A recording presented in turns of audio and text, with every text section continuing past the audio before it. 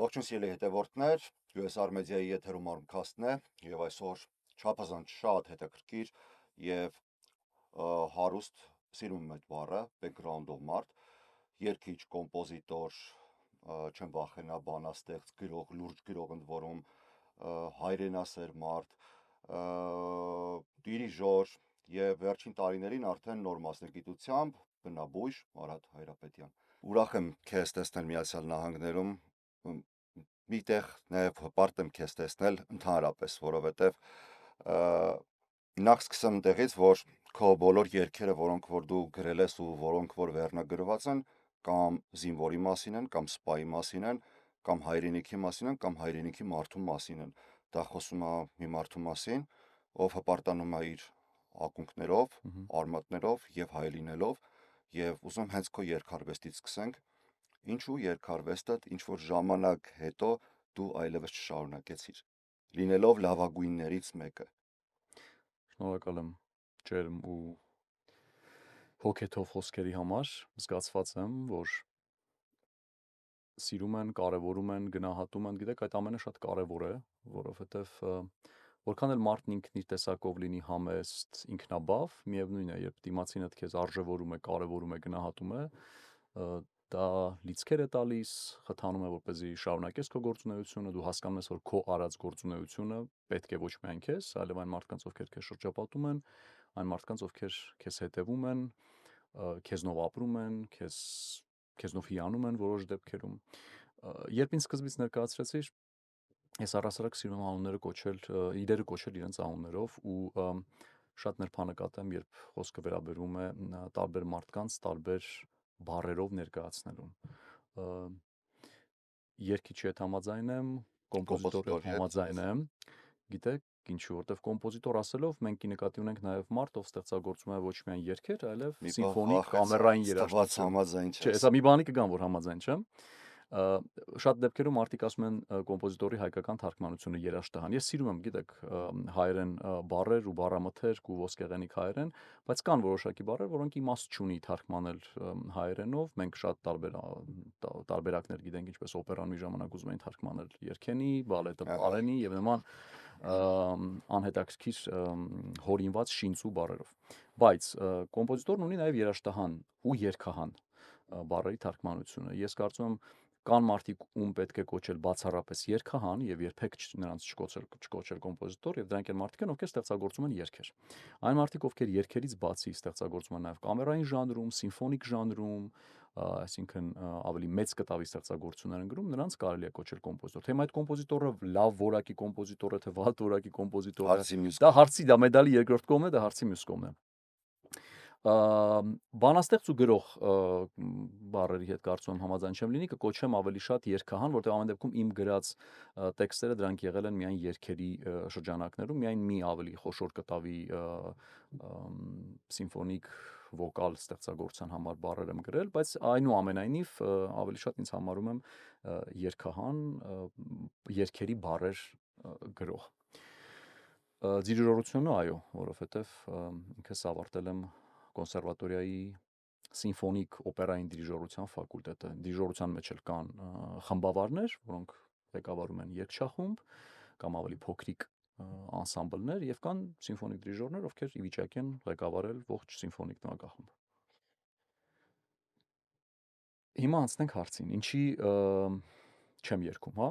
Սա էր չէ հարցը։ Ինչու այնպես ստացվեց, որ թողեցիր երգարվեստը ու առաջ գնացիր։ Հա, վստահ եմ, որ միշտ պետք է առաջ գնալ, բայց այլ ուղղությամբ, բոլորովին այլ։ Միշտ դու մշակույթի մեջ ես, մշակույթը քո հետ ամենուր է։ Ես գիտեմ, որ դու միշտ սիրել ես մշակույթը, կաս, փորձում ես ամեն ինչ անես մշակույթի ոլորտում եւ հիմա էլ կանդրադառնանք իհարկե դրան, թե դու այլևս նաև ինչով ես զբաղվել ու Միացյալ Նահանգներում, ուզում եմ իմանամ ինչ ստացվեց, ինչու փոխվեց ամեն ինչ, մտահաղացումներ եկան, նոր գաղափարներ եկան։ Լսել եմ միտեղ նաև ասել էր, որ կար մանկուց կար 3 երազանք, որ պետք է կատարածեի, ու այդ ճանապարհով գնացի։ Արդյոք դա էր պատճառը, թե ուղղակի ինչ-որ մի բան է, ինչ էր։ Գիտեք, մի բան է երազել, մի բան է հասնել երազանքներին։ Ցանկացած երեխա կարող է փոքր ժամանակ ունենալ տարատեսակ երազանքներ, որոնք նույնիսկ կարող են լինել անիրական։ Բայց շատ ավելի հետաքրքիր է ուրախալի ու գոհացնող, երբ քո մանկության երազանքները Աստծո կամոք ու Աստծո նախախնամությամբ նաև իրականություն են դառնում, որովհետև այնպես չի, որ ես փոքր 6 տարեկան հասակից այդպես նպատակադրված այդ ուղղությամբ աշխատել եմ։ Այո, գնացել եմ, հետևել եմ, զբաղվել եմ արվեստի տարբեր ոլորտներով, նկարչությամբ, երկար տարիներ նկարչական խմբակ եմ հաճախել, թատերական խմբակ եմ հաճախել, խաղացել եմ տարբեր դերեր եմ ունեցել, Կոմիտաս, Էքզյուպերի եւ այլն, թագավորների դերեր եւ այլն եւ այլն։ Նույն էլ նկարչության ոլորտում բավականին լուրջ հաջողություններ ունեի երկարվեստով եւ դաշնամուր եւ կոմպոզիցիա եւ երգ եւ այլն, այսինքն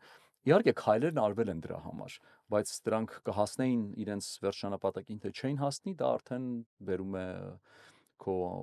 կյանքը, աշխատասիրությունը, նպատակասլացությունը եւ իհարկե նաեւ այն ինչ որ ի վերուստ երևի թե տրված է կամ գրված է քո ճակատագիր կոչվածի մեջ։ Ինչու հաճախ չեմ երգում, որտեղ ինչու չեմ երգում, կարծում հարցի ձևակերպումը ճիշտ չլինի, կասենք ինչու հաճախ չեմ երգում։ Հաճախ չեմ երգում, որովհետև առիթներ չեն լինում երգելու։ Ես թե Հայաստանում եւ թե այստեղ մշտապես ասել եմ, առանց միտում ունենալու որևէ մեկին պիտակավորելու, նեղացնելու, չգիտեմ, որևէ կերպ միշտ ասել եմ, ես ինձ կոմֆորտի մեջ չեմ զգում, երբ երգում եմ մարդկանց առաջ, ովքեր բացի լսելուց զբաղված են որևէ այլ բանով։ Կարծում եմ պարզ է ինչ մասին եմ խոսում։ Այսինքն ռեստորաններում, ճաշարաններում, տարբեր տեսակի սրահներում, որտեղ ուտում են, խմում են, զրուցում են, ես համարում եմ, որ երբ որ ես երգում եմ, պիտի լինի քար լռություն, որպեսզի մարդիկ կարողանան վայելել, լսել, ընկալել, հասկանալ իմ երգը կամ մեկ ուրիշի երգը։ Ես բոլորովին չեմ մեղադրում այն մարդկանց, ովքեր մասնակցում են այդ օրինակ միջոցառումներին, որովհետև մենք դրա անհրաժեշտություն նույնպես ունենք։ Մենք էլ ենք կազմակերպում ծննդյան առիթներ, հարսանիքին դեռ չենք հասել, բայց ծննդյան առիթներ, մկրտության առիթներ, տարբեր տեսակի միջոցառումներ, որոնք անցնում են, այո, այդ միջավայրում, որտեղ կամա թե ակամա այդպես է ստացվել, մարդիկ պիտի նաև ուտեսներ համտեսեն, զրուցեն, խոսեն, բայց ես անձամբ բեմահարթակում ինձ նման իրավիճակում լավ չեմ զգում։ Դրա համար առհասարակ չեմ մասնակցում այդ օրինակ միջոցառումներին, լինում են բացառիկ երևույթներ, որոնց որ ստիպված լինում եմ մասնակցել, բայց դրանք փորձում եմ հասցնել մինիմալի։ Իսկ համերգային սրահներում, մեծ բեմերում ելույթ ունենալու առիթներ իհարկե շատ հաճախ չեն լինում եւ լինելու դեպքում, եթե տվյալ միջոցառումը համապատասխանում է իմ, այսպես ասած, ստանդարտներին կամ ինձ համար հաճելի է, ապա այո, մասնակցում եմ, բայց դա երբևէ կոմերցիոն բնույթ չի կրել։ Չի կրում եւ չի էլ կրել Հայաստանում էլ։ Ես միշտ դրա մասին բաց խոսել եմ։ Գիտեք, ես անգլերեն լավ բառ կա straightforward, այսինքն ճշմարտախոս։ Ես միշտ եղել եմ ճշմարտությունը մարդու երեսին ասող եւ առհասարակ ճշմարտությունը ասող ու չեմ սիրել խուսանավել պատասխաններից կամ փորձել դրանք, չգիտեմ, մեղմել, սքողել եւ այլն եւ այլն։ Ես համարում եմ ինձ ոչ կոմերցիոն երգիչ, այսինքն երգով իմ ապրուստը ապահովել, դա գրեթե անհնարին է, որովհետեւ ճիշտ է իրականում, որ գումար չես աշխատել երգարվեստով, այսինքն երգելով չես աշխատել, երբևէ կամ գուցե աշխատել ես, դա եղել է շատ մինիմալ գումար, մինիմալ, որ գումար համարել չի կարելի, հասկացա։ Այո, շարունակիր։ Հետևաբար ես երբեք չեմ տեսել դրա մեջ որևէ կոմերցիոն շահագրգռվածություն, որ կարելի է դրանով գնալ, ինչ որ միայն դրանով զբաղվել եւ նաեւ ապահովել քո բարեկեցիկ կյանքը։ Բայց եւ բժշկության այս ճյուղին, որին ես տրվել եմ ու տիրապետել եմ ամենաբարձր մակարդակով, ստացել եմ դոկտորական աստիճան եւ պաշտպանել եմ որակավորման բոլոր այդ քննությունները, նորից ընտրել եմ մի մասնագիտություն, ըստ էության, որը բժշկության ոլորտի մեջ ամենավոչ կոմերցիոնն է, որովհետեւ բնաբուժությունը ինշուրանսների, այսինքն ապահովագրությունների կողմից չփակվող մի տիրույթ է եւ հետեւաբար շատ ավելի քիչ շահավետ է, քան տրադիցիոն, այսինքն կոնսերվատիվ արևմտյան բժշկության ճյուղերին տիրապետել եւ դրանցով զբաղվել է։ Սա արել եմ թերևս այն պատճառով, որովհետեւ եղել են որոշակի սեփական առողջության հետ կապված խնդիրներ, որոնք արևմտյան կոնսերվատիվ բժշկության ճանապարհով չեն կարգավորվել, հաշվի առնելով նաև այն հանգամանքը, որ ես իմ ընտանիքում ունեմ տարբեր կոնսերվատիվ բժշկության ոլորտում շատ լուրջ ակնառու մարդիկ, ովքեր կարող եմ նաև առանց չափազանցության ասել, որ տիրապետում են կամ վերահսկում են այդ ոլորտը եւ վերահսկել են նաեւ այդ ոլորտը Հայաստանում, բայց եւ այնպես ուրեմն չեմ կարողացել հաղթահարել այդ խնդիրները եւ կարողացել եմ հաղթահարել միայն երբ տրվել է խնդիրը սննդաբանության ոլորտին, բնաբուժության ոլորտին եւ այդ բոլոր խնդիրները հետսհետե կարգավորվել են։ Հետևաբար դա դարձել է նաեւ իմ անձնական փորձը եւ փորձությունների միջով անցած ճանապարհը իմի բերելու եւ օգնելու այն մարդկանց, ովքեր այդ նույն իրավիճակում են, երբ նրանց կոնսերվատիվ արևմտյան բժշկությունը չի կարողանում օգնել եւ նրանք կանգնած են, այսպես ասած, երկու քարի արանքում, չգիտեն ինչ անեն եւ կարծես թե հայտնվել են փակուղու առջև ու ես այդտեղ գալիս եմ ասելու, որ գիտեք, այս սա փակուղի չի, այստեղ կա դուռ, եկեք այդ դուռը բացենք ու ես ցույց կտամ ճանապարհը առողջանալու ու վերականգնվելու։ Նոր մասնագիտություն ձեռք բերելը, մի տեսակ, եթե թույլ կտաս համեմատեմ, Չեմ։ կյանքդ կարծես երկճյուղ պատումի ես վերածել։ Այո, Մի կյանքը շարունակվում է որպես Մարատ Հայրապետյան եւ բոլորը գիտեն Մարատ Հայրապետյանին իր ներդրումներով, իր ընդհանրապես այո, մշակույթի ոլորտում լինելով եւ մյուս ճյուղը արդեն բժիշկ եւ ոչ թե Մարատ Հայրապետյան, նույնիսկ կանոնով ես փոխել, որպեսզի նաեւ տարանջատվի, որտեղ այո, քեզ բոլորը կարծես թե որոնման մեջ գտնում են որպես Մարատ այո, Հայրապետյան ու գտնում են, որ դու երկիչ ես, մի տեսակ այո, լրջության պակաս արդեն զգացում, այո, հասկանալի է։ Եվ մյուս կյանքի ճյուղը արդեն որ կա, ու դրանք զուգահեռ են գնում։ Այնտեղ արդեն գնում է Մարկ Մարատ Հայը։ այո։ Որքանով են այդ երկու կյանքերը իրար շատ մոտիկ ու ոնց ես կարողանում այդ երկճյուղ պատումը ճիշտ տանել, որ մեկը մյուսին չխանգարի։ Կարծում եմ շատ մոտիկ են, որովհետև բնաբուժությունն ինքը բժշկության արվեստի ճյուղ է եւ ոչ թե արհեստի։ Բոլոր մասնագիտություններում, բոլոր ոլորտներում, նույնիսկ եթե դու, չգիտեմ, սպորտսմեն ես կամ քաղաքական գործիչ ես, որևէ մասնագիտության տեր մարդու մոտ, դու կարող ես տրվել դրան որպես արհեստ, այսինքն զուտ տիրապետել ֆիզիկական մասին գործի եւ կարող ես դրա մեջ խորանալ որպես արվեստ։ Բնաբուժությունը բժշկության այն ճյուղն է, որը միանշանակ կարող ենք համարել արվեստ, որտեղ այնտեղ մոտեցումները շատ ավելի ամբողջական են, շատ ավելի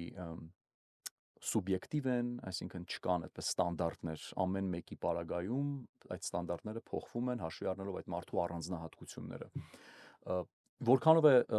հաջողել ճյուղավորումը, ես կարծում եմ, որ հաջողել է, որտեղ մեկը մյուսին բոլորովին չի խանգարում, հակառակը մեկը մյուսին լրացնում են եւ զբաղվելով բնաբուժությամբ ու բժշկության այդ արվեստի ճյուղով ես շարունակել եմ նաեւ ամենաակտիվ իմ մասնակցությունն է ներգրավվածությունը արվեստում, կարծում դրա վառապացույցն են այդ բոլոր միջոցառումները, որտեղ ես մշտապես մասնակցում եմ շատ ամենաակտիվ կերպով, դրա վառապացույցներից մեկն էր նաև իմ վերջին նշանակումը, որպես Գլենդելի արվեստի եւ մշակույթի կոմիսար, եւ այդպես, այսինքն այս երկու ճյուղերը ձերք բռնած համահավասար ընթացքով իրար չզիջելով, բայց նաև իրարից առաջ չանցնելով քայլում են եւ որևէ կերպ մեկը չի արվում ի հաշիվ մյուսի, այլ հակառակը լրացնում են իրար։ Ղեկավարվող եւ պետական ոլորտում աշխատելու փորձ ունես եւ ոչ միայն աշխատել ես Հայաստանում մշակույթի նախարարությունում, նախարարի խորհրդական, այլ նաեւ այստեղ եղել ես հյուպատոսարանում, հյուպատոսի խորհրդական, ճիշտ եմ։ Այո, Եվ հիմա մի փոքր ավելի երևի թե պատասխանատու բեռս վերցրել քո ուսերին, որովհետև ես որքանով որ հասկանում եմ, մշակույթի եւ արվեստի կոմիսար պետք է նախ եւ առաջ ինքը այնքան տեղյակ լինի մշակույթից, որ ամեն աղբ չթողնի հայտնվի այնտեղ, որտեղ որ երեխաներն են գնում դիտում այո, կամ մարդիկ ուղակի կարևոր չի երեխաները, թե չէ մեր հայ համայնքը գնում է դիտելու եւ դու պետք է որակյալն ու անորակը զատես մեկը մյուսից։ այո, Իսկ քեզ արդյոք դա չի խանգարելու որոշումներ կայացնել, որովհետև շատերի հետ նույնիսկ մտերմիկ հարաբերություններ էլ կարող ունենաս, կամ մեկը մյուսով փոխկապակցված ինչ-որ բան խնդրեն նախ պատասխանատվության Հայրապետյանին։ նախ պատասխանատվության տեսանկյունից միանշանակ համաձայն եմ ու պիտի ասեմ, որովհետև որոշ մարդիկ թյուր կարծիք ունեն, ենթադրելով, որ սա ինչ-որ հայկական կարգավիճակ է կամ հայկական պաշտոն է, ուզում հստակեցնել այս հանգամանքը, որ սա Ամերիկայի Միացյալ Նահանգների Գլենդել քաղաքի ամերիկյան պետական պաշտոնյայի կարգավիճակ է, այսինքն սա որևէ կապ չունի հայկական համայնքի հետ։ Այո, մենք քանի որ ապրում ենք Գլենդելում եւ Գլենդելը հայաշատ քաղաք է, հետեւաբար գործունեության ամենահսկայական հատվածը իրականանում է հենց հայաշատ եւ հայ համայնքի շրջանակներում, բայց այս կարգավիճակում հանդես գալը նշանակում է նաև զբաղվել բոլոր մնացած ազգերի որովհետև մշակույթին իսպանախոսները վերաբերող, շատ այո, իսպանախոսները կան եւ տարբեր այլ ազգերի ներկայացուցիչներ են ապրում Գլենդելում։ Եվ դա որևէ բան, որը վերաբերվում է Գլենդելի մշակույթին, արդեն այստեղ էլ ազգային խտրականություն չկա։ Ուղղակի կա մշակույթ եւ մշակույթի ըմբռնում եւ մշակույթի տարբեր ճյուղեր, սկսած կերպարվեստ, գեղարվեստ, կինոարվեստ, երգարվեստ, երաժշտարվեստ եւ այլն, թատերարվեստ, մի խոսքով միանշանակ ես իմ տեսակով ազգային, շատ հայկական լինելուց բացի նաև ինտերնացիոնալ եմ, նախ տիրապետում եմ տարբեր լեզուների, բացի դրանից կարողանում եմ հարկ եղած դեպքում եւ ըստ անհրաժեշտության ազգայինը տարանջատել ոչ ազգայինից ու լինել շատ արդարադատ։ Գալիս եմ քո այն հարցին, որ դժվար չէ արդյոք մերժել ընկերներին կամ այն մարդկանց, ովքեր ինչ-ինչ հարցերով դիմում են կամ ում հետ փոխկապակցված ես։ Գիտես, ես կատարելապաշտ եմ, պերֆեկցիոնիստ եմ իմ տեսակով։ Երկրորդ անգամ եմ այսօր լսում դա։ Այո, միջակություն որևէ ոլորտում չեմ ընդունում։ Համարում եմ, որ եթե մարդը տվյալ ոլորտով չի զբաղվում ըստ արժանվույն, բարձր մակարդակի վրա, ավելի լավ է այդ ոլորտով չզբաղվի։ Մարդիկ այն ինչ որ տեսնում են բեմում, եթերում, Facebook-ում, Instagram-ում, դա միայն իմ աշխատանքի 10%-ն է, թեկուզ այդ պարգևատրումները, այդ գնահատանքի հավաստագրերը, այդ մարդկանց տարբեր տեսակի գեղեցիկ խոսքերով իհարկե ըստ արժանվույն շռայլել բառը միգուցե ճիշտ չեմ օգտագործում, հրամցնելը նրանց այդ խոսքերը, որովհետև ես երբեք բառեր չեմ շռայլում, եթե որևէ մեկին հա գեղեցիկ խոսքեր եմ ասում, ուրեմն այդ մարդը միանշանակ արժանի այդ խոսքերին։ Բայց կա նաև դրա հակառակ կողմը, ես բազմաթիվ մարդկանց հորդորել եմ չզբաղվել երկարվեստով, չզբաղվել կերպարվեստով, բացատրելով, որ գիտես, արի մենք ընկերություն անենք, բայց դա մեր ընկերությունը չտեղափոխենք այն դաշտ, որտեղ որ ես քեզ չեմ կարողանա օգնել, այն պատճառով, որովհետև համարում եմ, որ դու պրոֆեսիոնալ չես քո գործառույթների մեջ։ Ես շատ ճշմարտախոս եմ եւ չեմ վախենում այդպեսին լինելուց, որովհետեւ համարում եմ, որ ավելի լավ է մարդուն ասել դառը ճշմարտությունը, քան քաղցր սուտը, եւ մշտապես չեմ ընդունել ու չեմ սիրել, երբ հենց ինձ փորձել են ստել քաղցրաբար, որովհետեւ ես մի անգամից դա կարողանում եմ տեսնել, ընկալել, հասկանալ, պես ռենտգեն տեսողությամբ, դա նաև միգուցե նաև այն մարդիկ, ովքեր հավատում են հորոսկոպներին, կարող են փաստել, որ ձկների համաստեղության ներքո ծնված մարդիկ մի քիչ ավելի շատ ինտուիտիվ են եւ ավելի շատ զգայուն են նման բաների վերաբերյալ եւ ավելի հեշտ են տարանջատում կեղծը ճշմարտությունից։ Ես կշարքեմ ուրիշ որակների եմ։ Այո։ Դրա համար ես համարում եմ, որ եւ կարևորում եմ այստեղ նաև ծնողների դերը։ Ու մշտապես ասել եմ, որ սիրելի ծնողներ, մի ստեք ձեր երեխաներին։ Եթե տեսնում եք նույն կերպ վարվել է իմ մայրը։ Իմ մայրը ինձ, ինչքան էլ դա միգուցե մեկը կողքից տեսնի, ասի, ինչ դաժան է սա, բայց իմ մայրը մի օր կանգնեց, ինձ ասեց, գիտես, ես քո նկարները ցույց եմ տվել տարբեր նկարիչների, որտեղ շատ ակտիվ նկարում էի։ Եվ նրանք ինձ ասել են, որ Մարատը մեծ նկարիչ չի դառնա։ Արի 10 ձմերուկ մի բռնի, զբաղվի նրանով, որտեղ որ դու շատ լավ ես երաժշտությամբ, երգով եւ այլն, հա, այսինքն նկարել կարող են շատերը, գրել կարող են շատերը, ինչ որ մի բան հորինել կարող են շատերը, բայց այդ մարդիկ պիտի գիտակցեն, որ սա մնաց այդ արհեստի տիրույթում, թե այնուամենայնիվ դառնալու է արվեստ։ Այս սթափությունը եւ այս սթափության կոչն է, որ նաև օգտվելով այս հնարավորությունից, այս հաղորդման, այս ոդքասթի հնարավորությունից ուզում եմ վերստին ուղղել տարբեր ծնողների եւ ասել, որ ուշադիր եղեք ձեր երեխաների հանդեպ։ Փորձեք կուրորեն չսիրահարվել նրանց ու համարել, որ եթե դա ձեր երեխան է, ուրեմն ամենատաղանդավորն է, ամենալավն է, ամենագեղեցիկն է, ամենաակտիվն է, ամենապայծառն է։ Ոչ, փորձեք սթափությամբ նայել եւ ճիշտ ուղու վրա դնել, որպեսզի երեխայի կյանքը չկործանեք։ Նույնը վերաբերվում է ուսուցիչներին դպրոցներում, դասախոսներին, համալսարաններում։ Մշտապես լինել ճշմարտախոս, մարդուն ասել ճշմարտությունը, ճիշտ ուղղության վրա դնել, որպեսզի մարդը չգա հասնի ինչ-որ մի տարիքի, որտեղ այլևս անդառնալի փուլում է եւ ոչ այն է հետ գնալ ու շրջել անցյալը, որտեղ դա այլևս հնարավոր չի, ոչ այն է նոր կյանք սկսել արդեն, չգիտեմ, 30, 40, 50 տարեկանում։ Դրա համար մարդուն պետք է ասել ճշմարտությունը եւ նրա մեջ ամրապնդել իր որակներից ամենալավը, որպեսզի այդ մարդը իր կյանքում հասնի մեծ հաջողությունների, զգա իրեն երջանիկ, բավարարված որովհետև երբ դու զբաղվում ես մի գործով, որը որ քեզ ոչ միայն հոգևոր բավարարություն է պատճառում ու հաճույք, նաև դու դրանով կարողանում ես ապահովել քո կյանքը, քո գործունեությունը, այսինքն նաև ֆինանսական ու նյութական առումով, ու ամենակարևորը, երբ դու ունես այդ համոզմունք, երբ դու գիտես, որ դու այնտեղ ես, որտեղ որ պիտի լինես, այսինքն դու քո ապսեի մեջ ես, հավատացեք, դրանից ավելի մեծ բավարարվածության, հագեցվածության, հաստատակամության զգացողություն հնարավոր չէ գտնել։ Ես կուզեի, որ բոլորը արժանանային այդ օրվան ասեմ, կամ այդ բախտին ասեմ, կամ այդ հնարավորությունը նրանց կյանքում հանդիպել, որպեսզի շրջապատված լինեն մարդկանցով, ովքեր նրանց երեսին կասեն ճշմարտությունը ու չեն զսպի իրենց ճշմարտախոսությունը հաշվի առնելով ինչ-ինչ հանգամանքներ, որովհետև դիմացի մարդը իրենց վճարել է դրա համար, կամ դիմացի մարդը բարձրաստիճան պաշտոնյա եւ նրանք չեն ուզում այդ մարդու հետ հարաբերություն փչացնել, կամ դիմացի մարդուց կախված է նրանց որոշակի ձեռքբերումներ, որտեղ կան, իմ շրջապատում էլ կան այդպիսի մարդիկ, եւ ես նրանց մշտապես ասում եմ, որ սթափվեք, մի գնացեք այդ ճանապարհով, եղեք խիզախ։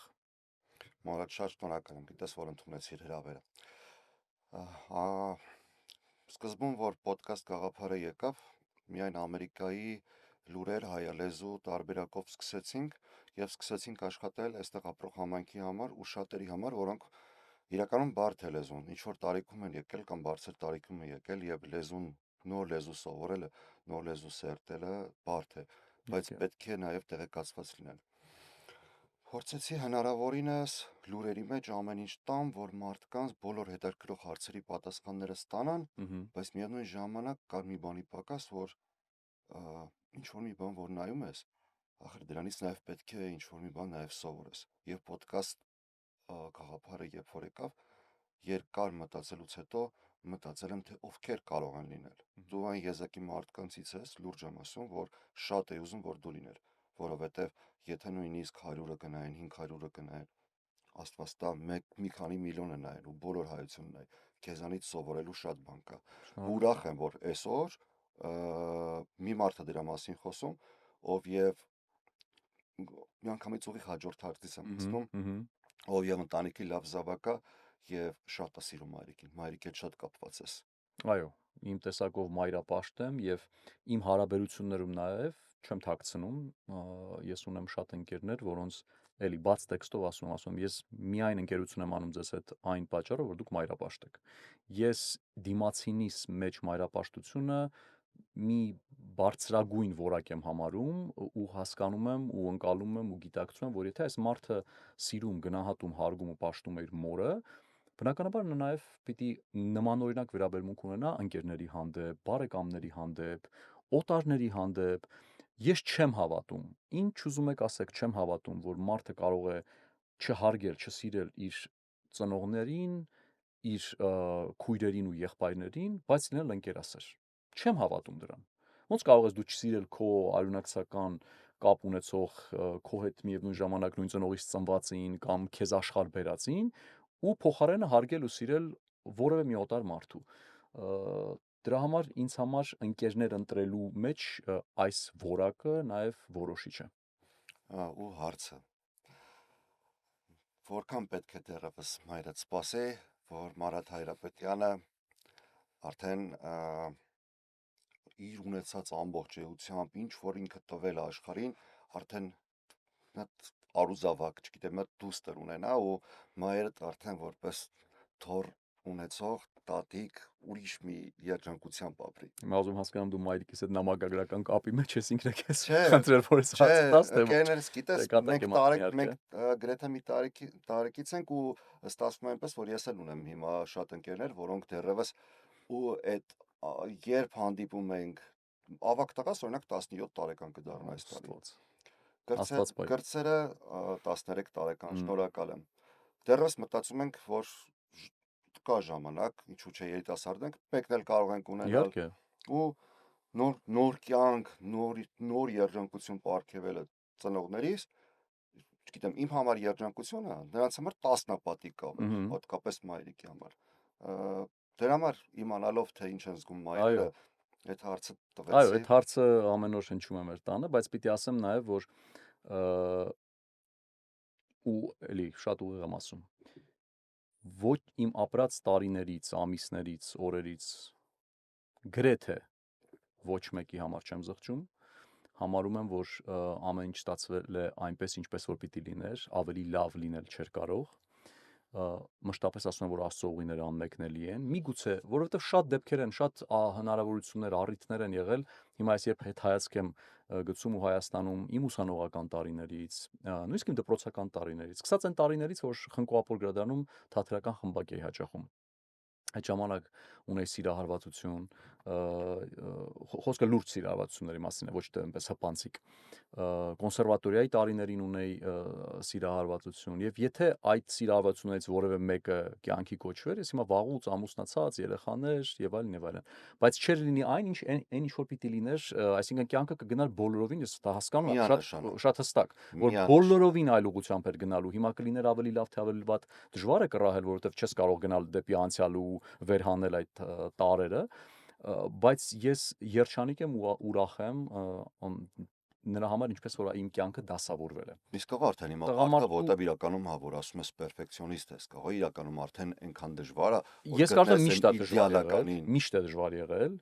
որովհետև այդ կատարելապաշտությունը նոր երևույթ չի, գրեթե այդպես պատանեկան հասակից սկսած այդպեսին եմ եղել։ Իհարկե, տարիքի հետ ավելի ու ավելի շատ է այն հղկվում եւ ավելի ամեն ինչ բարթանում է։ Իմ շրջապատում տեսնում եմ ընկերներ, ովքեր ամուսնացած են, ունեն երեխաներ եւ շատ երջանիկ են, համահավասար դրան եւ հակառակը։ տեսնում եմ մարդիկ, ովքեր ամուսնանում են, բաժանվում են, շատ դժբախտ են, ունեն երեխաներ, ովքեր չունեն ծնողական սեր կամ միակողմանի ծնողական սեր ունեն, ում կյանքը վերածվում է դժոխքի այդ բաժանությունների, այդ տառապանքների միջոցով անցնելու պատճառով եւ շատ են այդպիսի օրինակներ իմ շրջապատում, որոնք որ ինձ ամեն անգամ սթափեցնում են եւ ասում են, որ չսխալվես, մի անգամ պիտի լինի այդ ընտրությունը, այո, ես էլ շատ կապվող մարդ եմ, ես հաստատ կլինեմ աշխարհի ամենադժբախտ մարդկանցից մեկը, եթե ամուսնանամ, բաժանվեմ, հետո իմ երեխան, չգիտեմ, մի քանի օր ինձ տեսնա, մի քանի օր մայրիկին տեսնա, սա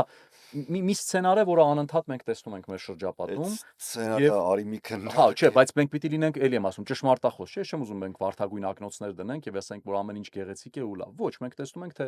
որքան մոխրագույն իրավիճակներ են իրականում տեղի ունենում մեր կյանքում եւ միայն վարդագույն իրավիճակներ չեն։ Հետեւաբար մենք պիտի լինենք սթափ եւ այս սթափության կոչ պիտի անեմ նաեւ բոլորին իրենց որոշումները կայացնելուց առաջ։ Ես բաց եմ այդ հնարավորությանը եւ վստահ եմ, որ մի օր կլինի նաեւ դա եւ ես կհանդիպեմ այն մարդուն, որ կհամարեմ, որ այս մարդը իմ հրաշալի կեսն է, ես ուզում եմ, որ այս կինը լինի իմ երեխաների մայրը, ես ուզում եմ, որ նա լինի իմ մայրիկի հարսը, որովհետև ես եղբայրս եւ մայրս մենք շատ կապված ենք, հետեւաբար ցանկացած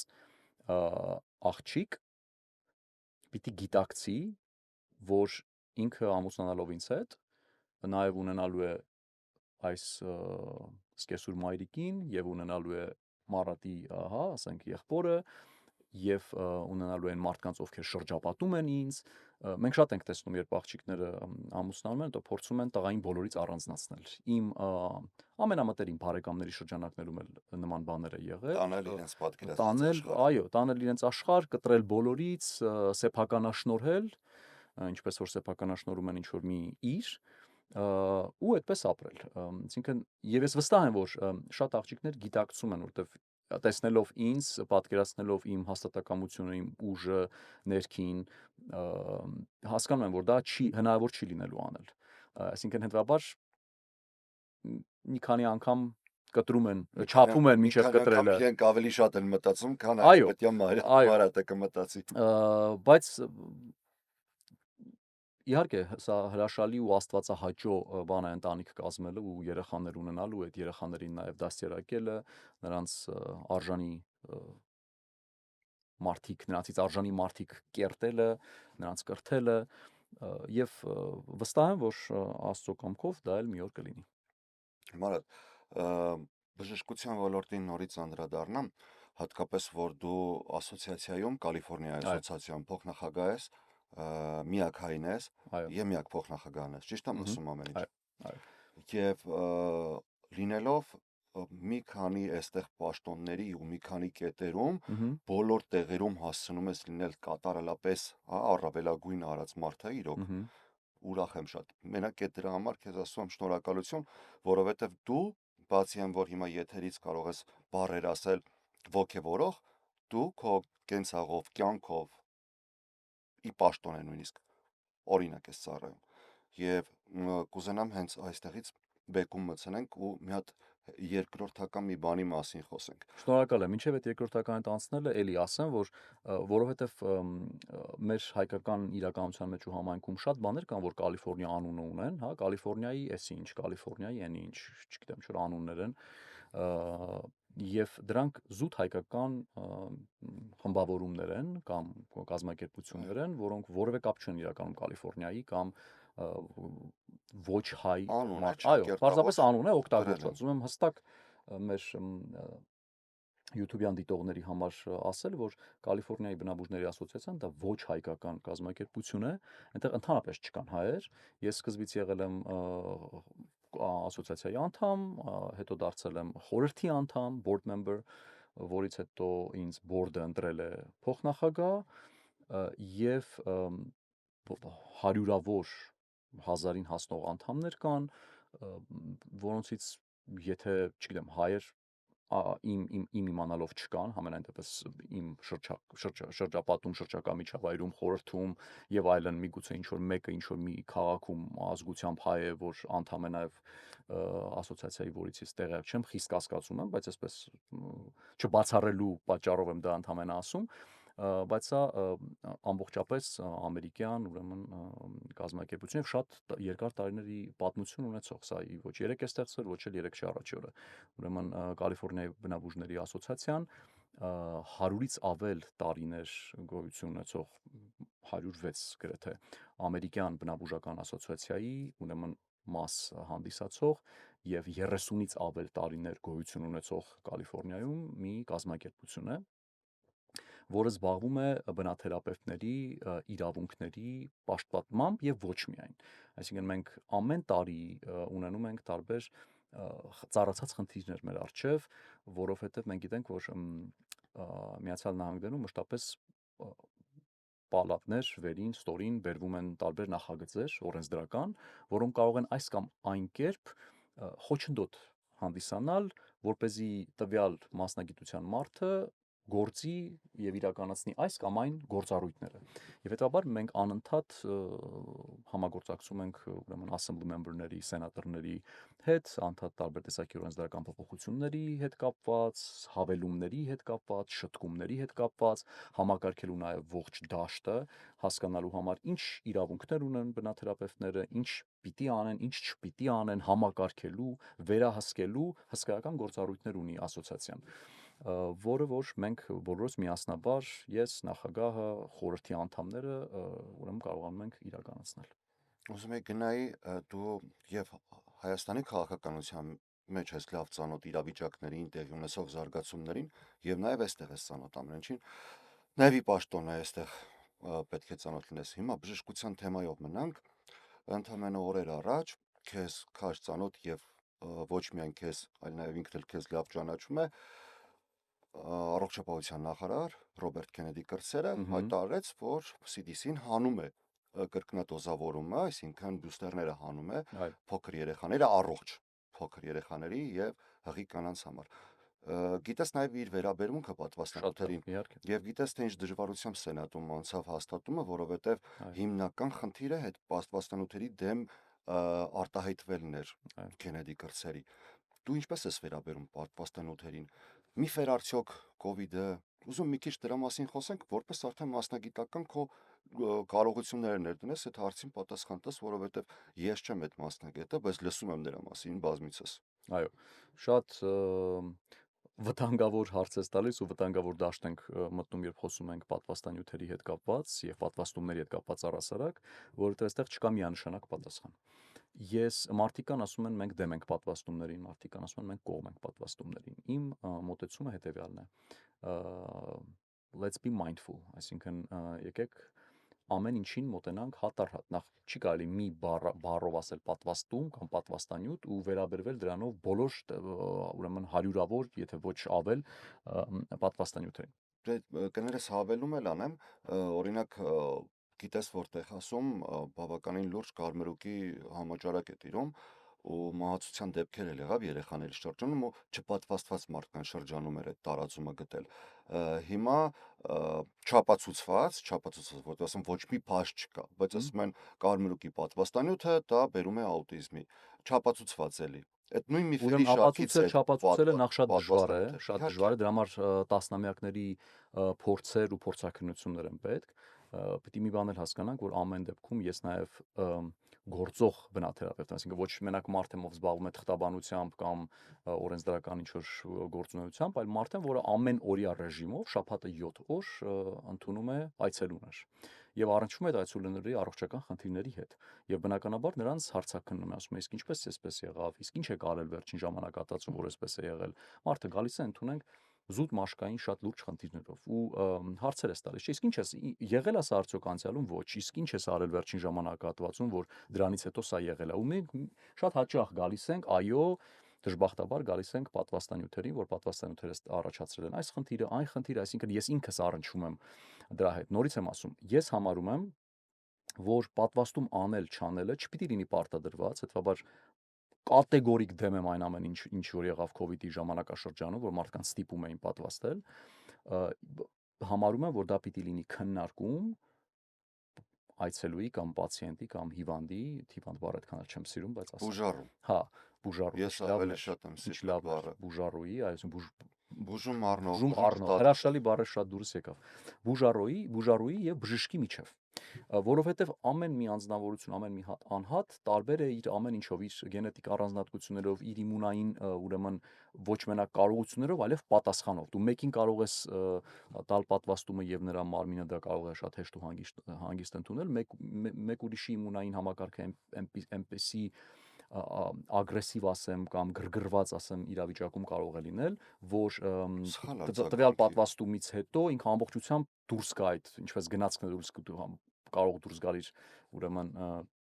ընթացքից այդ նույն կերպով դուրս գալ, վերածվել աուտոիմուն իրավիճակի, երբ արդեն քո իմունային համակարգը քեզ պաշտպանելու փոխարեն հարձակվում է քեզ վրա, ես միշտ իմ այցելուներին ասում եմ, որ գալիս են ինձ ու ասում են մենք ունենք աուտոիմուն խնդիր, ասում եմ դուք ուզում եմ որ նախ եւ առաջ շատ լավ հասկանաք, որ ունենալ աուտոիմուն խնդիր, սա նույն բանն է, որ փորձում եմ միշտ մատչելի խոսել, որպեսզի բոլորն ինձ հասկանան, ոնց որ վարձեք bodyguard, այսինքն մարդ, որը պիտի պաշտպանի ձեր մարմինը, հա, եւ հանկարծ մի օր ուրեմն ձեր թիկնապահը ձեզ պաշտպանելու փոխարեն ձեզ ծեծի։ Դա նորմալ է, ասում եմ։ Չէ, բոլորն ասում են, չէ, ոնց կլինի իմ թիկնապահը ինձ ծեծի, չէ։ Ասում եմ, նույն բանը կատարվում է իմունային համակարգի հետ։ Ձեր իմունային համակարգը, որը միտված էր ի սկզբանե ծրագրավորված էր Աստծո բնության կողմից ձեզ պաշտպանելու, պահելու համար, հանկարծ մի օր հարձակվում է ձեր դեմ ու սկսում է քայքայել ձեր մաշկը կամ հարձակվում է ձեր վահանաձև գեղձի վրա ու դուք ունենում եք արդեն վահանաձև գեղձի թայրոիդի խնդիրներ կամ ունենում եք մաշկային խնդիրներ, որոնցից են փսորիազը եւ այլն, հա, կամ չգիտեմ, արթրայթիսի տարբերակով ձեր հոդերի վրա է ուրեմն հարձակում տեղի ունենում։ Այսինքն մենք պիտի ի սկզբանե հասկանանք, որ ոչ թե եկեք գնանք այն ճանապարհով, որ իմունային համակարգը ուղղակի այսպես զսպենք, այսինքն մի բան առնենք տանք թիկնապայի գլխին, այլ հարցնենք այդ թիկնապայից, ասենք ի՞նչ է պատճառը, որ դու ինձ պաշտպանելու փոխարեն թարսվել ես հետս այսպես ժողովրդի լեզվով ասած եւ իմ դեմ ես աշխատում։ Ուրեմն եւ շատ դեպքերում, երբ որ մարդը գալիս է որևէ աուտոիմուն խնդրով եւ մենք չենք էլ անդրադառնում այդ խնդրին, մենք ասում ենք, օքեյ, մի րոպե, արի փորձենք քեզ մաքրել քո օրգանիզմը, դիթոքսներ անենք, հանդարտեցնենք, խաղաղեցնենք քո իմունային համակարգը, ոչ թե զսպենք դրան, որովհետև շատ վտանգավոր է զսպել իմունային համակարգը, որովհետև իմունային համակարգը ձեր պաշտպանիչ մեխանիզմն է, այսինքն լավ զսպեցինք, բա հետո հանկարծ մեկ էլ մի տարական հարբուխից միանգամից կարող ենք վարի գնալ, այսպես էլի ժողովրդական լեզվով ասած։ Դրա համար շատ կարևոր է ամեն մեկին մոտենալ այդ ինքնուրույնությունը պաշտպանելով, հասկանալով, որ քո դիմաց գտնվող անձնավորությունը դա այն մյուս մարդը չէ, սրանք բոլորը այդպես ֆորմայով թափված չեն եւ ամեն մեկ ունի հստակ առանձնահատկություններ, ուրեմն եկեք խորանանք այդ առանձնահատկությունների մեջ, անգլերենում նաեւ functional medicine հասկացողություն կա, այսինքն ֆունկցիոնալ կերպով այսպես խորանալ գնալ դեպի ԴՆԹ գենետիկ առանձնահատկություններ, արյան առանձնահատկություններ, մարմնի ձևավորման, թեկուս ապրելակերպի, այս մարդը ինչով է սնվում, ինչպես է ապրում, ինչ ակտիվություն ունի եւ այլն եւ այլն եւ այլն։ Ծնողները ինչ խնդիրներ են ունեցել առողջական, ժառանգականությունը եւ այլն, ու հետո փորձել հանգիստ հանդարտ կերպով մարդուն դիթոքսով, մաքրելով, ձերբազատելով այդ բոլոր trigger-ներից, այսինքն այն բոլոր երևույթներից, որոնք կարող են դրդապատճառը հանդիսանալ, որ իմունային սիստեմը դուրս է եկել իր ափերից եւ դրանք կարող են լինել վիրուսներ, դրանք կարող են լինել տարբերակի բակտերիաներ, դրանք կարող են լինել պարազիտներ, հա, մակաբույծներ, ճիճվագրություն այսօր շատ լրջագույն խնդիրներ առաջացնող ուրեմն պատճառներից մեկն է։ Այս սրանք կամաց օրգանիզմից հեռացնելով մարդուն ձերբազատելով դրանից, մաքրելով, մեկ էլ հանկարծ տեսնում ես, որ վայ, այս մարդը պսորիազ ուներ, բայց էլ չունի, անցավ։ Այսինքն մենք չբուժեցինք, չէ՞, աուտոիմուն հիվանդությունը, մենք չանդրադարձանք դրան, որ մենք չենք էլ ասում, որ մենք կարող ենք բուժել աուտոիմունությունը, ասում ենք՝ մի րոպե, եկեք փորձենք ուրիշ ճանապարհով գալ եւ միգուցե ձեր օրգանիզմը ինքը կարողանա վերականգնվել ու այդ աուտոիմուն կոչված հիվանդությունը, որը արևմտյան բժշկության կողմից համարվում է անբուժելի, մեկ էլ հանկարծ տեսնում ես, որ այսպես խաղակարտերից պատրաստված տնակի նման, այսպես սկսում է փլվել, անհետանալ ու կամաց չեզոքանալ։ Շատ են լինում նման դեպքեր։ Պատվաստանյութերն էլ այս ամբողջ պատկերի մի այդ puzzle-ի, հա, մի մասնիկն են, եւ մենք պետք է հասկանանք, որ մենք չպետք է պարտադրենք որևէ մեկին, մենք չպետք է ասենք, որ սա պետք է, իսկ սա պետք չի, մենք պետք է ասենք, եկեք թողեք դա բուժառուի եւ բժշկի ներքին գաղտնի խոսակցության եւ իրենք իրար մեջ բազմաթիվ ժամերի քննարկումից հետո ոչ թե 5-10 րոպեանոց կոնսուլտացիա, երբ որ ի տարբերություն իմիջիալոց արևմտյան բժիշկների, որոնք որ շատ դեպքերում իրենց ուրեմն կոնսուլտացիաները տևում են 5-ից 10 րոպե, մեր կոնսուլտացիաները տևում են ժամուկես 2 ժամ։ Ինչու՞, որովհետեւ հնարավոր չէ 10 րոպեվա մեջ ճանաչել մեկին եւ այդ մեկին խորհուրդ տալ։ Ուրեմն դու առնվազն մի քանի ժամ պետք է անցկացնես այդ մարդու հետ, որպեսզի վերջում իրավունք վերապահես քեզ այդ մարդուն որևէ խորհրդատվություն իրականացնելու եւ ասելու այսպես արա կամ այնպես արա։ Պիտի ճանաչես եւ միայն ճանաչումից հետո քեզ այդ իրավունքը վերապահես։ Շնորհակալ եմ այս ինֆորմացիայի համար, իմ համար շատ կարևոր ինֆորմացիայի համար։ Ես չեմ պատվաստվել, միտումնավոր հայտարարում եմ իլուր, բոլորի կեղծել եմ, բայց չեմ պատվաստել, անկեղծ։ Ու չէի էլ պատրաստվում պատվաստեի, բայց COVID-ի ժամանակ եղել եմ Բայց վստահ եմ մանուկ ժամանակ եղել են որոշակի պատվաստումներ Հայաստանում։ Խնդիրը COVID-ի պատվաստանյութի մասին է։ Այո։ Խնդիրը այն պարտադիրի, որը Բայց միայն COVID-ի պատվաստանյութը չի, որ նման խնդիրներ առաջացնում, բազմաթիվ ուրիշ պատվաստանյութեր էլ կան, որոնք խնդիրներ են առաջացնում։ Մի բան, որը նոր հնարել էին ու արագ բերել են մարդկանց, ուզում են ներարկեն, մի բան, որը չի անցել փորձառություն, չի անցել լուրջ հետազոտություն, ու դա պետք էր արագ ներարկել մարդկանց, ու այդ տեմպով ու ամբողջ աշխարհում այդ քո մոտ հարցեր առաջացնում։ Այո։ Խելացի կրթված տեսակով ուրիշ մարդ կուրորեն չհավատալու պարզապես նրան, ինչ որ քեզ ասում է սպիտակ խալաթով ինչ որ մեկը։ Ես մշտապես ասում եմ նաև իմ այցելուներին, ասում եմ, երբ որ որտեվ գալիս են, ես էլ սպիտակ խալաթով եմ լինում, ասում եմ, հանկարծ չխափնվեք սպիտակ խալաթին կամ իմ կոչումներին կամ այդ տարբեր դիպլոմներին, որոնք որ դրված են, երբեք կուրորեն որևէ մեկին չհավատաք։ Դա կլինեմ ես,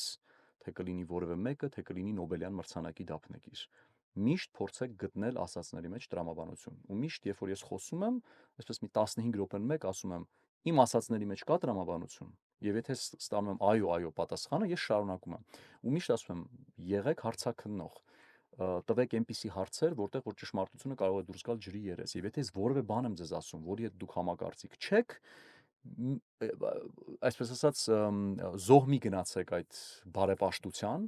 եւ մի փորձեք լռել, ասեք, որ գիտեք, ես համաձայն չեմ կամ իսկ հնարավոր է այսպես կամ այնպես, փորձեք ցանկացած մարդու ասածի մեջ գտնել տրամաբանություն, որովհետեւ այդ դեպքում, երբ ամեն ինչ լինի տրամաբանական, այդ շարահյուսությունը լինի ճիշտ, դուք կհամոզվեք դրանում, կանեք դա եւ կստանաք դրա դրական արդյունքները։ Ինձ համար նաեւ տգիտության գագաթնակետ էր, երբ հեռուստաընկերությունում եկել էին մեզ տուգանում են, որ եթերում մենք դիմակով չենք։ Ես միայնակ նստած եթերում տխարում, ես դիմակով չեմ, Որտեվ քո դիմակ գրելը այդ պարագայում ընդհանրապես պրոպագանդայի, ագիտացիայի արդյունք էր, որ դու պիտի դիմակ գրեիր, որպեսզի մնացածները քեզ նայելով դիմակ գրեին։ Եղել Սա եմ որևէ անվտանգության հետ, շնչառական շնչուղիների կամ վիրուսների հետ կապված կապ չուներ։ եղել եմ ամենավտանգավոր կետերում, ընդհանուր մինչև նորքի ինֆեկցիոն հիվանդանոցում շատերի հետ եմ շփվել, իմ շատ մտերիմների, հարազատների այդ հիվանդության этаպում օգնել եմ, չգիտեմ, թե առևտրի հարցում, թե ինչ-որ մի բանի հարցում, թե հիվանդանոց տեղափոխելու։ Եթե իմ իմունիտետը բավարար է, որ ես չեմ վարակվում, ինչու արհեստականորեն այդ վարակը, չէ՞ որ վարակի տեսակ է, որը ներարկում ես քո մեջ, որ իմունիտետը պայքարի,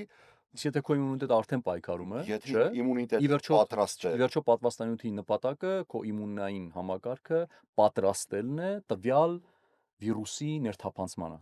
Բայց կան մարդիկ, ովքեր ի սկզբանե ունեն այդ պատրաստվածությունը եւ այդ ուժը եւ այդ ռեսուրսները պայքարելու այս կամ այն վիրուսների ու նկատմամբ։ ես չեմ եղել վարակակիր, չգիտեմ, չեմ զգացել որևէ բան։ Իսկ Iron խումբը ինչ է, եթե գիտես իհարկե։ Առաջին դրական, Առաջին դրական, էլի իմ փորձից պիտի ասեմ, հաշվի առնելով քույրս էլ չվարակվեց, նա էլ առաջի բացասական հետաքրքիր չէ։ հետաքրքիր է եւ ասեմ, որ ես մեծ ուշադրություն եմ դարձնում արյան խմբերին, առհասարակ, ոչ մենակ սննդակարգի հետ կապված, այլ տարբեր հիվանդություններում օրգանիզմի այս կամ այն ռեակցիայի հետ կապված, պիտի ասեմ, որ իմ փորձի շրջանակներում ամենակիչ վարակված խոսքը COVID-ին է վերաբերվում։ Մարդիկ եղել են հենց առաջին դրականներն ու առաջին բացասականները, այսինքն առաջին արյան առաջին խումբ ունեցողները։ Եվ նաև կուզենամ քաղաքականության մասին խոսեմ։ 2014-ին, երբ որ տեղափոխվեցի Միացյալ Նահանգներ, դեռևս տեղի չէր ունեցել 2018 թվականի իշխանափոխությունը։ Այո։ Երբ որ քո հետ հիմա սկսենք խոսել մենք Հայաստանում տեղի ունեցող իրադարձությունների մասին, կամ մեզ կդարձնեն, միևնույն է այդպես է լինի, կամ Իհարկե։ քեզ դա ինչ որ մի ճամբարական Այո, կդարձնի։ այո։ Եվ չուզանալով անգամ մոտիկ էլ գնալ այդ թեմային, որպեսզի մեզ ինչ որ մեկի կողքը չդարձնեն, Ամերիկայի քաղաքականություն ինձ ամենահետաքրքրող թեմաներից մեկը, այստեղ երկու ամենահին եւ երկու ամենաուժեղ բևեռները, դա հանրապետականները եւ դեմոկրատները։ Այո։ Դու որևէ մեկին ի սկզբանե հարցնեմ, արդյոք անդամագրված ես որևէ կուսակցության, ոչ։ Ես անկուսակցական։ Եվ ինչպես ես դու գնահատում գաղափարախոսությունը եւ գործունեությունը ծավալած եւ հանրապետականների եւ դեմոկրատների վերջերս փոխվեց էլի իշխանությունը երկրի մակարդակով, ոչ բոլոր տեղերում, նույնիսկ կոնգրեսում փոխվեց ամբողջությամբ հանրապետականներն ավելի շատ են այսքան վերահսկող մարմին են դարձել։ Ուզում եմ շատ սահուն կերպով գալ Թրամփի քաղաքականությանը, էլի, արդյոք քեզ այդ քաղաքականությունն է մոտ, թե նախկինում վարվող քաղաքականություններ մոտ։ Պիտի ասեմ, որ ես անկուսակցական եմ այստեղ եւ Հայաստանում եւս ուրեմն կուսակցական չեմ եղել ու առասարակ չեմ հասկացել ինչպես կարելի է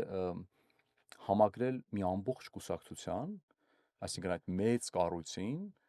ու չհամակրել ինչ որ մի այլ կուսակցության, երբ երկու կուսակցություններում էլ կան արժանավորներ ու անարժաններ, գրագետներ ու տգետներ, բանիմացներ ու տխմարներ։ Հետևաբար ես այդ մոտեցման ուրեմն գաղափարակիցը չեմ։ Ես ոչ հանրապետական եմ եւ ոչ դեմոկրատ, թե հանրապետական կուսակցության մեջ ու շարքերում տարբեր դիրքեր զբաղեցնող շատ մտերիմ մարդիկ, ընկերներ, նվիրյալներ գաղափարակիցներ ունեմ, թե դեմոկրատական կուսակցություն։ Եվ հատուկ նշենք ոչ միայն հայեր։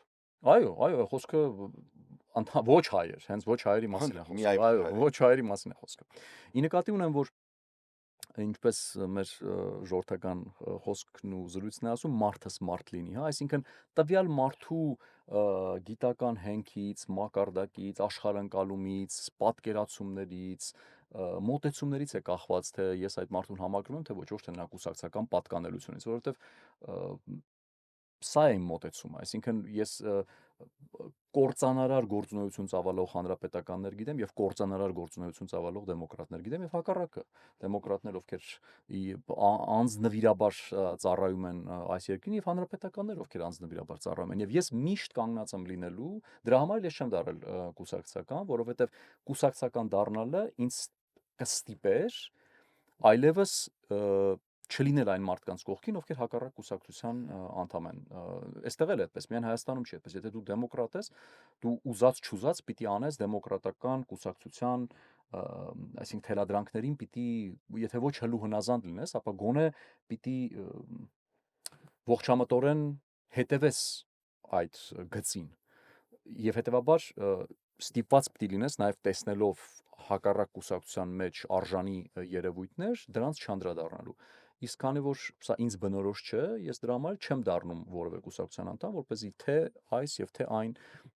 արժանի մարդկանց հետ քայլեմ իմ ճանապարհը եւ լինեմ նրանց կողքին եւ հնարավորության իմ ուժերի հնարավորության սահմանում նրանց աջակցեմ սա դիվանագիտական այդպես պատասխան չէր չկարծա իսկապես ճշմարտությունն է այսպեսին լրիվ հասկանալի է ես կուզանամ մի քանի բան նշեմ Թրամփի օրինակի համար արած գործողությունից լավ արի Ջո Բայդենից սկսեմ հետո գամ նորից Թրամփին ոչ էլ համեմատություն եմ տանում օրինակ Ռուսաստանի հարձակումը եւ Ուկրաինայում տեղի ունեցող պատերազմը օրինակ Ջո Բայդենի քաղաքականությունը Ուկրաինային օգնելն էր Թրամփը հակառակը փորձեց անել, ասաց որ պիտի կանգնեցնեն պատերազմը, ով է ավելի մարդասեր, դա արդեն հարցի երկրորդ կեսն է, որովհետև նույն ժամանակ դեռևս Միացյալ Նահանգներից դեպի Իսրայել գնում են զենք զինամթերք, որտեղ Գազայում մարդիկ են կոտորվում։ Այդ հարցի երկրորդ կողմը ով է ավելի մարդասեր։ Թրամփի ժամանակ մարդկանց դուրս են հանում երկրից ապօրինի անվան տակ, Ջո Բայդենի ժամանակ դրանք այդ մարդիկ փախստականներն էին եւ ունեին այստեղ պաշտպանված կարգավիճակ եւ այդ պաշտպանված կարգավիճակը տալիս էր հնարավորություն գոնե ինչ-որ ժամանակով մնալ երկրում մինչեւ որ կարգավորվի իրենց երկրում բարձր է որ այդ մարդիկ չեն եկել մշտապես այստեղ ապրելու ով է ավելի մարդասեր հարցի երկրորդ կողմն է դու ես մարդասեր թե դու ես մարդասեր եւ դրանք տարբեր քաղաքականություններ են եւ դրանից բխող ամենակարևորը կուզենամ քեզ հարցնեմ որքանով ես արդյոք երկու հարց կտամ երկուսն էլ պատասխանի որքանով ես համաձայն որ օրինակի համար Թրամփը թեպետ դա արգելանքի է դատարանում հանդիպել որքանով ես համաձայն որ Թրամփն ասում է որ երկրում թեպետ նույնիսկ սահմանադրությանն էլ է հակառակ երկրում ծնված ապօրինի երեխան չի կարող լինել ապօրինի երեխան չի կարող լինել Միացյալ Նահանգների քաղաքացի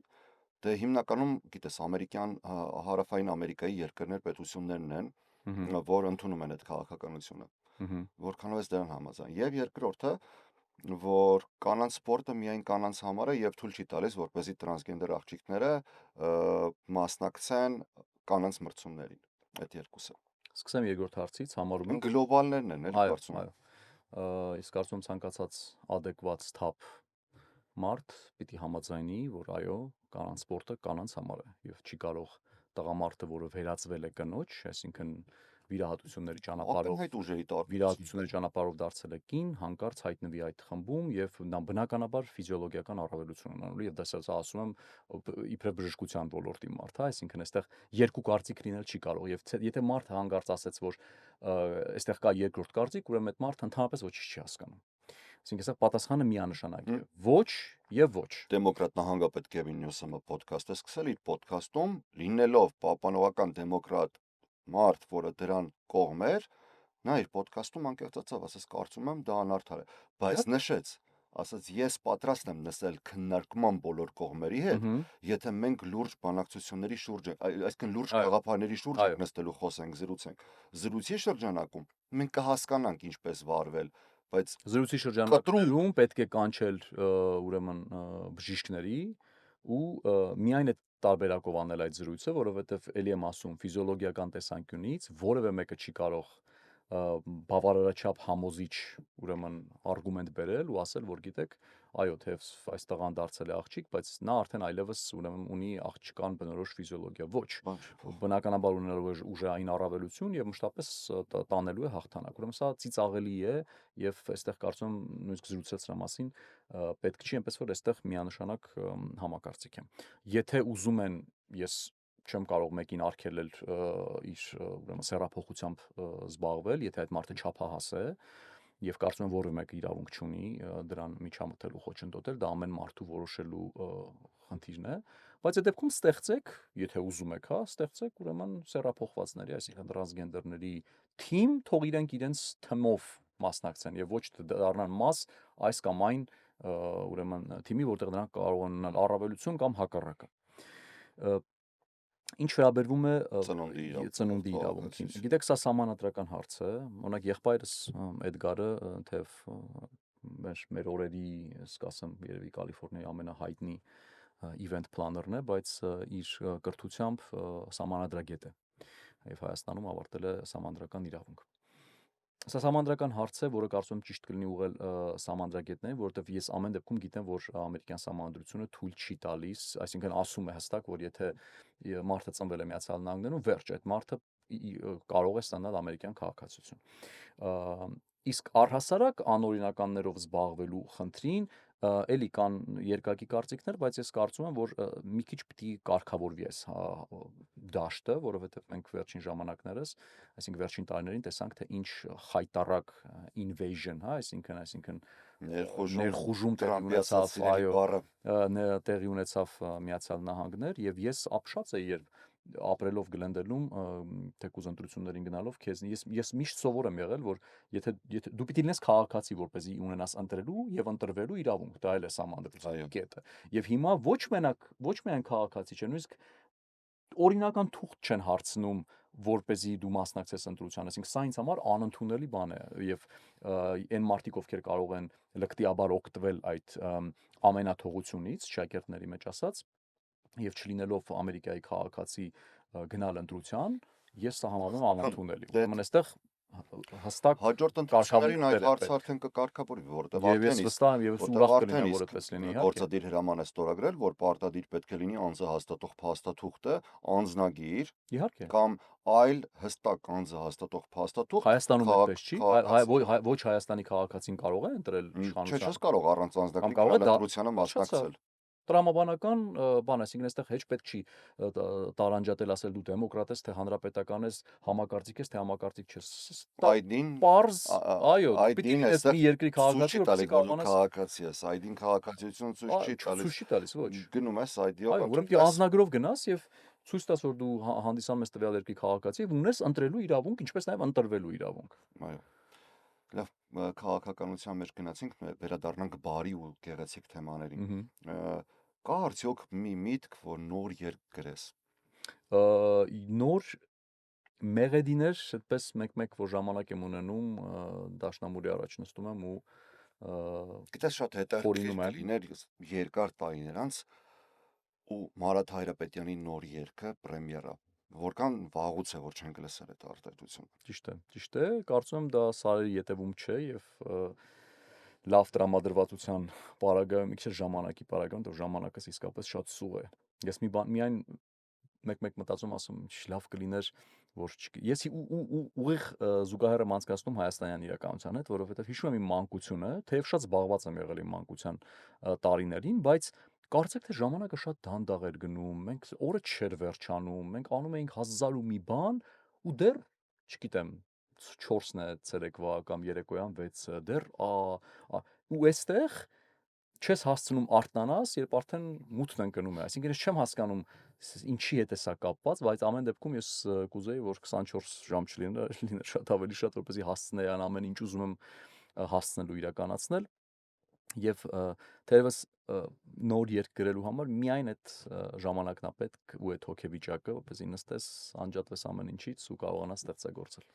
Մարդ եւ բարի թեման էլ ամփոփենք, վերջերս ընդամենը մի ամիս է անցել, ոչ ավելին, ցեղասպանության 110-րդ տարելիցներ, դու էլ ներկա էր միջոցառմանը Գլենդելի քաղաքապետարանի կից հարակից տարածքում, մենք հյուրերի շարքում ոչ միայն ունեինք այստեղ պաշտոն զբաղեցնող հայազգի ներկայացուցիչներ, այլ վաղուց ի վեր մեր կողքն են եւ Պորտենտինոն, որը ներկա է, եւ Ադամ Շիֆը, այսօր արդեն որպես սենատոր։ Որքանով է մեր համայնքը ինքան ամուր ու կազմակերպված, որ մենք այդ հարցը դեռևս կարող ենք շարունակական բարձրացնել ու հասնել մեր նպատակին եւ արդեն ոչ միայն այդ հարցը, այլև Արցախի հարցը։ Ճիշտ եմ արդյոք, որ ակունքներում Արցախի կա արմատներ, չէ՞։ Այո, պապիկս մասնավորապես Շուշի, Հադրութ, Տող գյուղ, մորական կողմից հատկապես պապիկս Էրնեստ Բարխուտարյանը, ֆիզիկոս։ Հարություն ջան, շատ մարդկանց մոտ կարծիք է առաջանում, որ այդ ինչպես ստացվեց, որ Գլենդելի քաղաքային խորհրդում հայեր կան կամ Գլենդելի քաղաքապետարանում աշխատող հայեր կան։ Ես պետք է ասեմ, որ քիչ են այդ հայերը, որովհետև հաշվի առնելով Գլենդելի բնակչության, հայ բնակչության քանակը, մենք ավելի շատ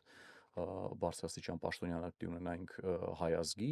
եւ քաղաքապետարանում, եւ ոստիկանությունում, եւ հրշեջծառայությունում, եւ տարբեր ուրեմն կազմակերպությունում։ Իրականում այդ քանակը այդքան էլ մեծ չէ։ Սա թվացial է, թե մենք ամեն տեղ ունենք հայեր։ Իրականում դա այդպես չէ։ Ես կարծում եմ, որ հայերի ներգրավվածությունը ավելի ու ավելի շատ պիտի լինի եւ ցանկալի կլինի, որ այդ ներգրավվածությունը լինի նաեւ այլ մակարդակներում։ Օրինակ, մենք Կալիֆոռնիայի ամբողջ Կալիֆոռնիայի խորհրդարանում, ասենք California Assembly, ազգային ժողովը Կալիֆոռնիայի, մենք ի վերջո ունենք մեկ հայ, այն էլ հայ, որը ամուսնացած է ոչ հայի հետ, այսինքն երեխաները արդեն կիսով չափ են հայ, որը նաև մասամբ իմ ազգանունից ունի, մի քիչ տարբերակված Հարաբետյանի մասին է խոսքը։ Մինչև այդ ունեինք երկու հոգի, հիմա նրանք, այսինքն Խաչոն եւ նաև Նազարյանը, հիմա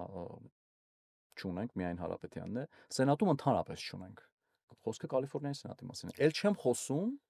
ֆեդերալ մակարդակի վրա, այսինքն կոնգրեսի մասին կամ ֆեդերալ սենատի մասին։ Սա շատ ցավալի թեմա է, որ հայերը մեծ դժվարություններ են ունենում հասնել, փորձանում են, բայց չի ստացվում։ Վարչաշրջանում Լոս Անջելես քաղաքում մենք թվով շատ հայ պաշտոնյաներ պիտի ունենանք, հաշվի առնելով մեր մարդկային ռեսուրսը, որտեղ միլիոնավոր մարդիկ են ապրում Միացյալ Նահանգներում հայեր։ Օրինական թիվը 1 միլիոնից ավել է, ոչ օրինական, այսպես գրանցվածներ, ես վստահ եմ, նաև կարող է ավելի շատ 2 միլիոնի մոտավորապես հասնել։ Միայն Գլենդերում օֆիցիալ հայերի թիվը 80,000 է այդ փոքրիկ քաղաքում։ Բայց մենք ունենք նաև ի պատիվ նաև այն անունների, որ դու տվեցիր, ազգությամբ ոչ հայ, բայց հայամետ գործիչներ, որոնք որ իրենց նվիրումը եւ մշտապես ցուցաբերել են հայ ժողովրդին, հայ ազգին, Հայաստանին, Արցախին եւ նույն Պորտանդինոն կամ նույն Ադամ Շիֆը կամ շատ օրինակ այդպիսի անուններ կան, ովքեր բազմաթիվ անգամ եղել են, ասենք, եւ Հայաստանում կամ Արցախում եւ իրենց համար էլ սա շատ ցավոտ թեմա է եւ նրանք նույնպես միտված են այդ աշխատանքներին, որպեսզի արդարությունը ջրիերես դուրս գա եւ Արցախայությունը ստանա նաեւ սրան նաեւ անդրադարձել է Քենեդին, ասեմ, մեր նաեւ իմ իր հետ ունեցած հանդիպման ժամանակ ինքը համոզմունք է հայտնել, որ այո, արցախահայերը պիտի վերադառնան Արցախ եւ ունենան այնտեղ արժանապատիվ ապրելու իրավունք եւ ասեմ, որ Քենեդինը բավականին հայամետ է իր ուրեմն գործառույթներով, տեսակով, մոտեցումներով։ Ես պարզապես ուզեցի, որ իմ խոսքը նաև հորդոր հնչի հայ ազգի ներկայացուցիչներին ավելի մեծ քայլեր անել եւ գնալ ավելի մեծ քաղաքականություն եւ տարբեր տեղեր զբաղեցնել, որովհետեւ հասարակ բան, ես վերջերս հրավիրված էի Բևերլի Հիլզ քաղաքի քաղաքապետի նորընտիր քաղաքապետի Շրոնը Նազարյանի, որը Նազարյան է, բայց հայ չի, ազգությամբ պարսիկ հրյա, երթմնակալության արարողությանը եւ դուք պիտի տեսնեք հրյաների ու պարսիկների եւ պարսիկ հրյաների ներգրավվածությունը Բևերլի Հիլզ քաղաքում ինչ չափերի եւ ինչ մասշտաբի է հասնում եւ դրա կողքին Գլենդելում հայերի ներգրավվածությունը նույնիսկ մոտ լինել չի կարող։ Եկեք չվախենանք դրանից եւ չհամարենք, որ սա ինչ-որ ազգայնական խնդիր է, որ այսինչ հայերը Գլենդելում այսպես կամ այնպես, ոչ, հայերը շատ ավելի մեծ բարձրունքների ու մեծ հաջողությունների պիտի հասնեն Գլենդելում, որովհետեւ ունեն լուրջ բնակչություն այդ քաղաքում եւ բոլոր այն քաղաքներում, որտեղ նրանք մեծամասնություն, եթե նույնիսկ չեն կազմում, այլ որոշակի քանակ ունեն, նրանք շատ մեծ հաջողությունների պիտի հասնեն եւ մենք էլ մեր հերթին, ես, դու եւ մեր նմանները պիտի ամեն կերպ նրանց օգնենք, սատարենք, որովհետեւ մեկ հայի հաջողությունը դա նաեւ մեր հավաքական հաջողությունն է։ Խոսքը չշարունակեմ, ասեմ, այստեղ ընտրություններ բարբերաբար լինում են, ու բարբերաբար տարբեր պաշտոնների հայ ազգի ներկայացուցիչներ իրենց տեխնացությունը դնում են եւ կոնգրեսի դաշնային մակարդակով նկատի ունեմ եւ այստեղ հազվադեպ ոչ միշտ, բայց աջակցությունը չկա հայ ամայնքի կողմից։ հաշվարկային Որովհետև հայերը ընտրության գնալ չեն սիրում։ Սա լրջագույն խնդիր է նույնիսկ Գլենդելում։ տպավորությունը, որ Դեպքեր են Մարատ եղել, ես ասեմ, Հայրապետյանը գնում է գումար աշխատելու, այլ փոխարենը պետք է մտածել, որ Մարատ Հայրապետյանը գնում է հայկական համենքի շահերը եւ ոչ այո, միայն հայկական համենքի այո, շահերը, այլ հայկական հարցերը բարձրացնելու։ այո, հիմա որ ասում եմ, թե որ այսքան անկեղծացանք, էլի շարունակենք, հա, այսպես անկեղծ մեր զրույցը վարել։ 2 տարի առաջ քաղաքային խորհրդի ընտրություններում ես հայտարարեցի, որ դնում եմ իմ տեխնացությունը քաղաքապետի ընտրություններում։ Հայտարարեցի մի առժամանակ հետո հրաժարվեցի մասնակցությունը, շատ մարդիկ չհասկացան այդպես ինչու է այդպես եղավ։ Որովհետև այսպիսի իրավիճակ հանդես տեղի իրավիճակ տեղի ունեցավ։ Այնքան հայ մարդիկ իրենց ներգրավվածությունը դրեցին, իրենց մասնակցությունը դրեցին, իրենց տեխնացությունը դրեցին, ու ես հասկացա մի բան, որ իմ մասնակցությունը ոչ միայն նպաստելու է սրան, այլև խանգարելու է, որտեղ մի հսկայական հատված ձայների գալով ինձ արդյունքում կիսվելու է եւ շատ հավանական է, որ այսինքն գնացի այստեղ հավաքական հայի կերպարից եւ ոչ թե անհատի կերպարից։ Այո, եթե ես լինեի էգոիստ մարդ, կասեի, գիտեք, հիմա ես իմ պատասխանատուն եմ իմ մասի, ես կգնամ ինչքան որ կկարողանամ ձայներ տանել, կտանեմ եւ ով գիտի, միգուցե եւ անցնեմ։ Բայց այստեղ եկավ իմ հավաքական հայի մտածելակերպը, որ ասացի՝ մի րոպե, մի քանի տեխնացու կա, բոլորն էլ հայ են եւ ընդունենք կամ 1 կամ 2 ոչ հայ տեխնացու։ Ուրեմն ի՞նչ է տեղ ունենալու, արդյունքում ձայները կիսվելու են բոլոր հայերի միջև, արդյունքում ոչ մեկ չեն անցնելու եւ անցնելու է ոչ հայը։ Ուրեմն իմ հայկական այդ հավաքական կերպարի մեջ այնքան ուժեղ էր, որ ես իմ էգոն մի կողմ դնելով, իմ անձնական ներգրավվածությունը, շահագրգռվածությունը մի կողմ դնելով, ասացի, որ չէ, ինձ համար ավելի կարևոր է, որ անցնի հայ, կարևոր չի ով մեզնից, բայց հայ, եւ ես պատրաստ եմ գնալ այդ խիզախ այդ ազնվաբարոք հայլին ու դուրս գալ այս մրցարշավից, որպեսզի ի վերջո անցնի հայ։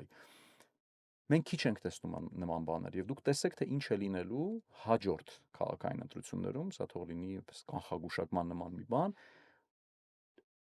ոչ թե կրկնապատիկ, եռապատիկ, քառապատիկ ավել, արդեն ես գիտեմ հայ անուններ, ովքեր որևէ բան բոլորի մասին չի խոսքը, հանկարծ այնպես չնի որ բոլորը վիրավորվեն։ Կան մարդիկ, որոնք իրենցից ոչ չեն ներկայացնում, չունեն ռեսուրս, չունեն տարական իրավունք հայտնվելու այդ ուրեմն այդ շրջանակում, դառնալու քաղաքային խորհրդի անդամ կամ մի օր էլ Աստված մի արասը քաղաքապետ, ունեն այդ հանդգնությունը եւ այդ հավակնությունը այնտեղ հայտնվելու։ Այսինքն այս թափության պակասն է, ու ես տարբեր ընտրությունների ժամանակ եղել են իրավիճակներ, երբ 2 մասնակիցներ եղել են իմ ընկերները,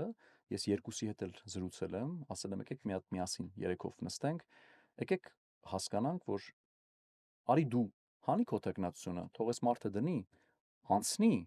հետո 5 տարի հետո կամ 4 տարի հետո կամ ինչքան որ ժամկետնա տվել պաշտոնի, ինքը քեզ կօգնի, կաջակցի, դու էլ հետո կընտրվես, որովհետև հիմա ձեր երկուսի դնելու պարագայում ոչ դու ես անցնելու, ոչ ինքը։ Որոշ դեպքերում լսում են, որոշ դեպքերում չեն լսում, չլսելու պարագայում ես պետք է ասեմ, որ միշտ եղել է նույն պատկերը, արդյունքում երկուսն էլ չեն անցել։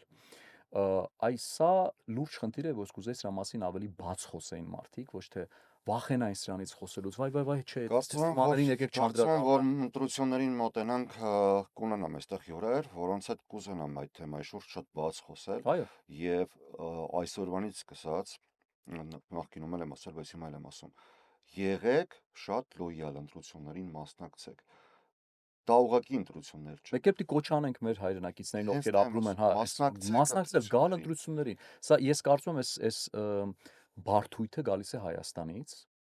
չհավատալու, այո, որտեղ մենք Հայաստանում միշտ սովոր ենք եղել տեսնելու կեղծված ընտրություններ, տարիների, տասնամյակների ընթացքում, մշտապես բոլոր ոլորտներում կեղծված,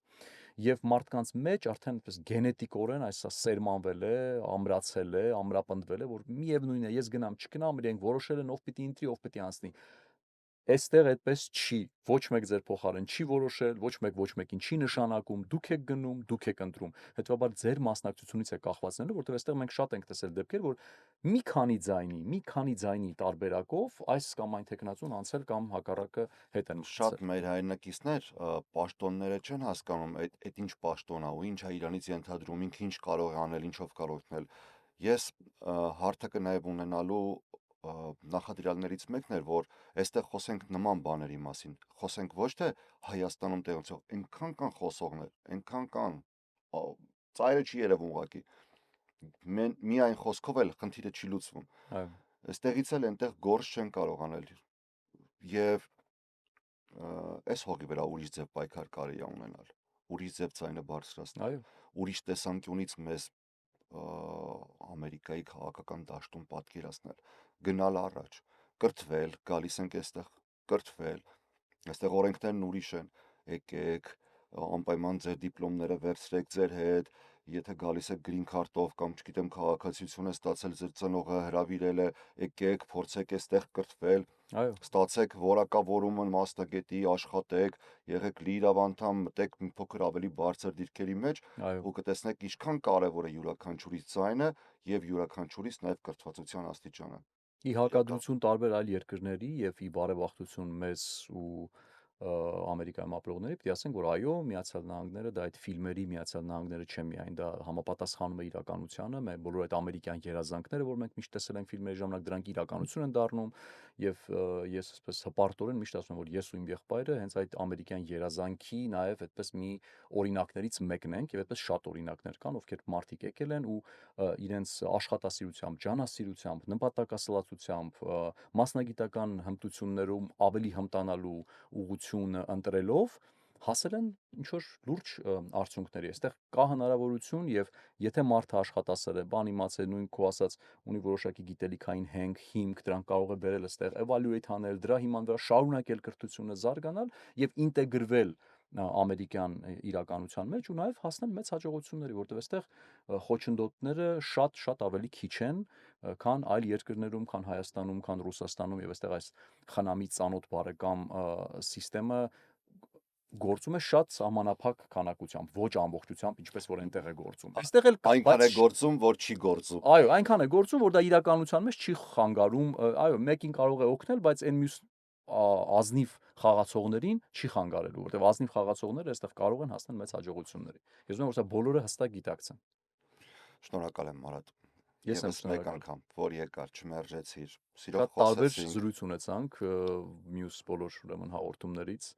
ինչը ինձ համար շատ ուրախալի է։ Ես էլ եմ շնորհակալ, որ այդպիսի վերաբերմունք մեր հաղորդման նկատմամբ ցույց տվեցիր ու ոչ միայն նաև անկեղծացար, այլ նաև քո անկեղծ խոսքը